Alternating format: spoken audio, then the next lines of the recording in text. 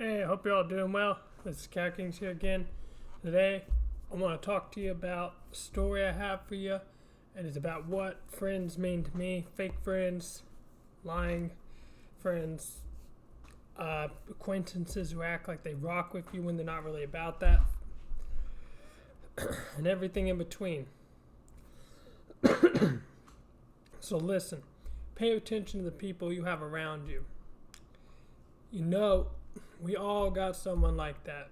You never hear from them until they need something. Hey bro, can I get you to take me somewhere? Hey bro, you think you can slide through and pick me up a blunt wrap? Hey bro, hey bro, hey bro. It's all the same shit. Some of them think they slide too. They'll do a little small talk first. Hey man, how you been doing?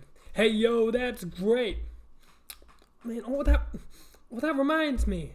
I've been struggling real hard to pay rent. You think you can help me out? Thanks, man. I appreciate it. I always used to feel so guilty about things too. But the truth is, it shouldn't feel like a hassle to maintain a friendship.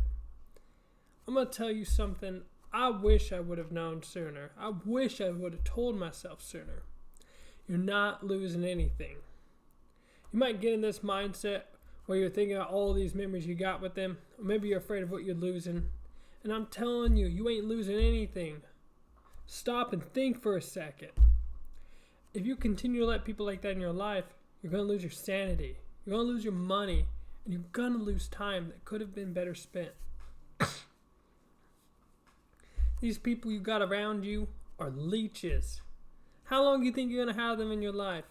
And how long do you want to have them in your life? What about being on your deathbed when you're surrounded by people? You think those people are going to show up, slide through? Or what about if you end up in prison? You know, God forbid you ever did or something like that. You end up in a hospital. You end up homeless. These dudes going to be rocking it, kicking it with you, sliding through? Ask yourself that. Because I'm going to guarantee there are people like that you got in your life. And there are these other motherfuckers who love you and care about you and support you. And you ain't even paying them no mind because you got the Stockholm Syndrome coming back to your verbal, physical, emotional abusers. And listen, if you're not ready to leave them, then do a little small test, a little practice. Don't reach out to them for a little bit. Dip your toes in the water. Could be a few days or weeks or months. Just try it out and see how you feel. As you're doing this, maybe journal it down, write it down, how it made you feel each day, and what are the pros and cons. For me, this was the biggest thing. When I left some people behind, I was so scared. And I thought if maybe I said this, or explained how I felt this way, maybe did this or that, then finally they'd get it. Finally they'd hear my cries and my pleas. Finally, they would know how they made me feel. And we could get back to being a family. Or get back to being good friends. Time changes shit. People change. If you really want to keep them in your life, then you need to be blunt about what you expect and want and how you feel. But don't accuse them, because if you start accusing people, they tend to get defensive. With a sincere heart, explain where your thinking is lying. And explain you are considering cutting them off. If you're worried this will put you in danger, then you got bigger fish to fry. And I highly, highly recommend you contact a professional who can help navigate you through how to silently make your escape out of their lives.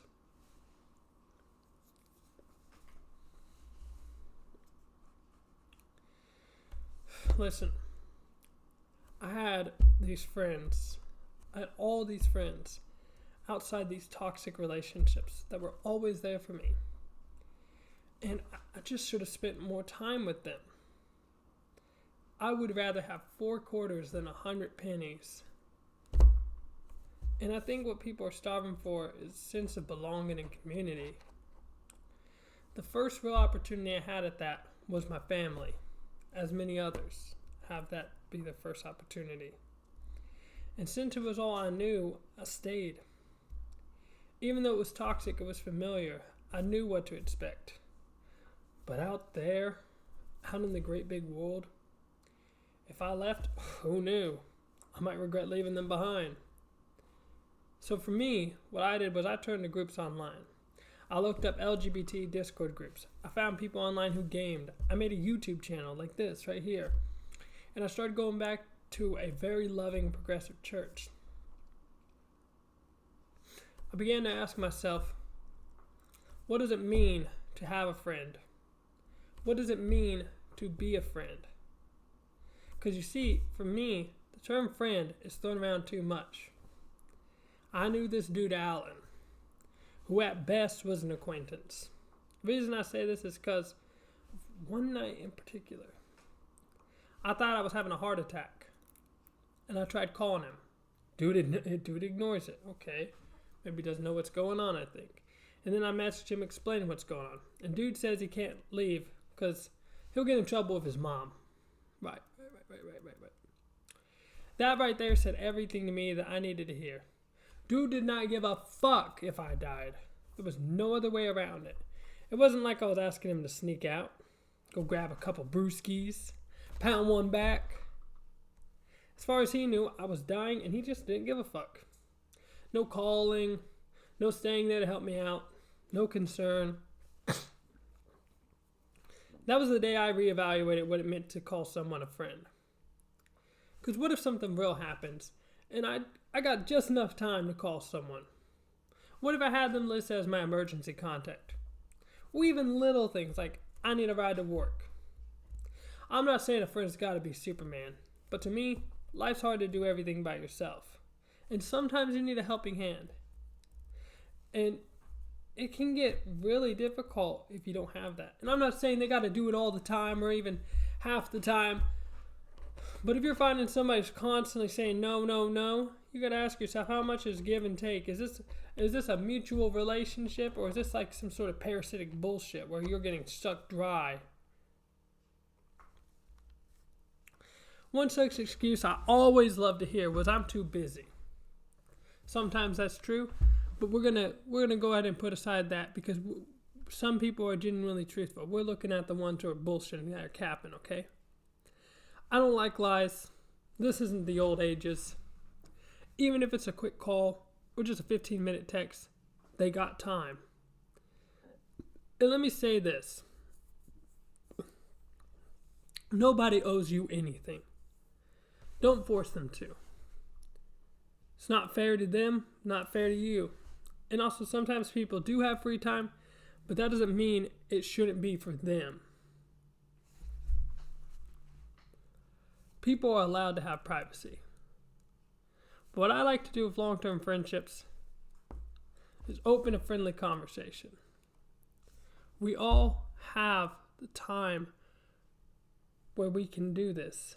Even if it's uncomfortable short-term, you've got to think about long-term gratification.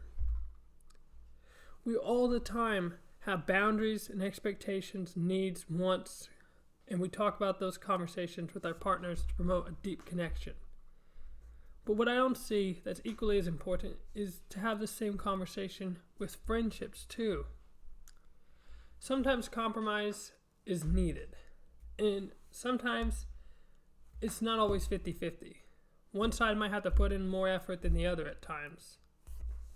But that's why we should have these conversations, so both parties know what the other needs and wants are, and to prevent any future resentment.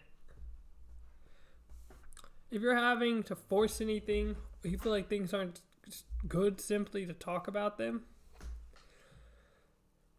maybe it's just that they need some time to unwind, or they just don't feel like talking that day.